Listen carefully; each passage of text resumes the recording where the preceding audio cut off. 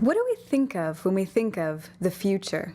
As a country, we have always embraced the future and discussed many big ideas about what the future may hold. All of us have a common interest in the future: kids. What does the future hold for them? Our current system is failing our kids and our country. We know that America is falling behind. We are not getting kids where they need to be in reading, science, and math. Education is a critical part of the solution to every problem we face. The key question is, what does the future of learning look like, and how will we create it? When we think about the future, we're usually doing one of two things: dreaming or dreading. When we dream, we start with an idea, a positive trend, and take this idea to its logical conclusion. We imagine a utopia that represents our hopes for all that's possible. Maybe that idea is a belief in the promise of technology to transform learning. What would that look like? We might dream of being able to assess each student's needs, and then magically give them exactly what they need, exactly when they need it. But this is impossibly perfect and simplistic, ignoring the complexities of the learning process. When we dread, we start with a fear, a downward trend, and we likewise play out this idea to its logical conclusion. We imagine a dystopia, one filled with our fears of what might happen in the future. Here, the very same issue, the use of technology in the classroom, might veer off in a completely wrong direction with dreadful outcomes. Kids trapped in a matrix of robotic instruction. Of course, this is equally simplistic and ignores technology's potential. Whether dreaming or dreading, our role in the future we imagine is usually passive, where the future is something that happens to us and to those around us. But there's a third way we can think about the future. Between dreaming and dreading lies designing. For designers, the future isn't a far-off place. It's a place where they work every day. Design is a form of activism. We imagine the future we want, then pick up the tools to start building it. Designers see the world as a kit of parts.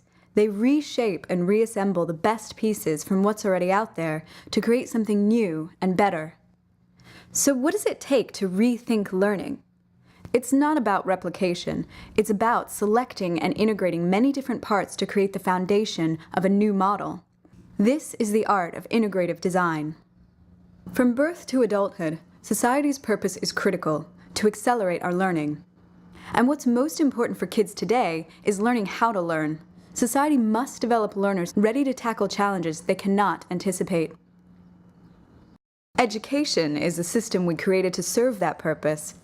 Over 100 years ago, we invented modern schooling to send kids to one of three main places: the factory, the farm, or the university. We always lost some kids, but this model provided a middle-class life for most and economic growth. Over time, the economy changed. Farm jobs diminished and office jobs surged.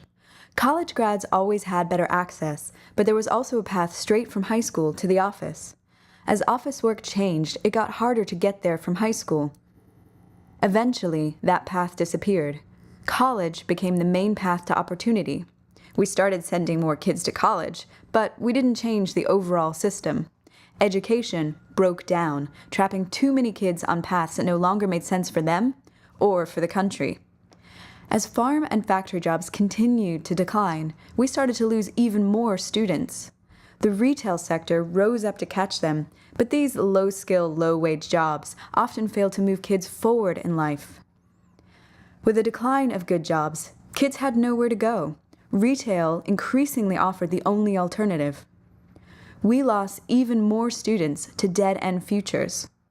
More high school graduates tried to get into college, but found they were not prepared for success, academically or financially. Fortunately, community colleges emerged to help people re-engage in their own learning and seek new pathways forward. They helped many students get back on track, but most students still found their way to community college on their own, or by accident. Today, far too many kids exit the K-12 system feeling stuck. Our model of school is broken. To understand how it's broken, we need to look inside. We see a system of 6 parts which create a student's experience. First, what they learn, and how we know they're learning, and also where and when learning happens and who's involved. How we configure these parts determines how kids move through the learning process.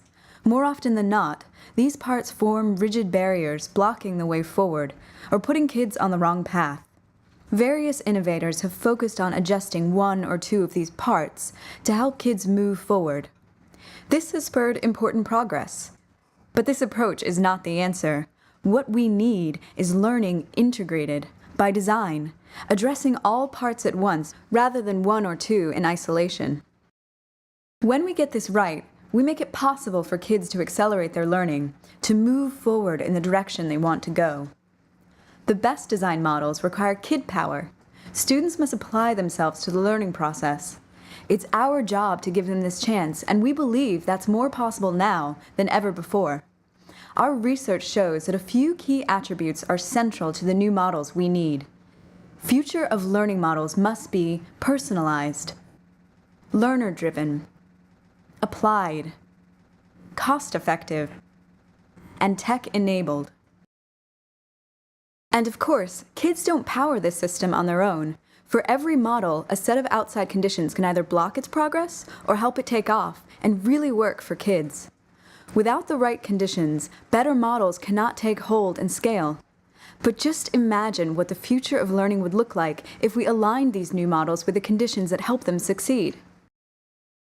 It would be a future where schools help kids get what they need to become successful learners and to accelerate their learning. But while school remains critical, it's not the only place where learning happens. Kids must be able to explore all their opportunities for learning, both in school and beyond. When we create a single integrated system, students will practice becoming lifelong learners, ready to go on to college or good jobs, ready for the challenges and opportunities of the future that awaits them. This is society's new purpose. We're already mapping this new learning ecosystem. We call our map the Human Capital Continuum, the paths that learners travel from birth to age 26 as they prepare for success in the adult world, and where far too many get stuck at key transition points. At Two Revolutions, we design and launch future of learning models and help catalyze the conditions within which they can thrive. We are partnering with forward-thinking governments, funders, nonprofits, and entrepreneurs to innovate all across the human capital continuum. Visit us at tworevolutions.net.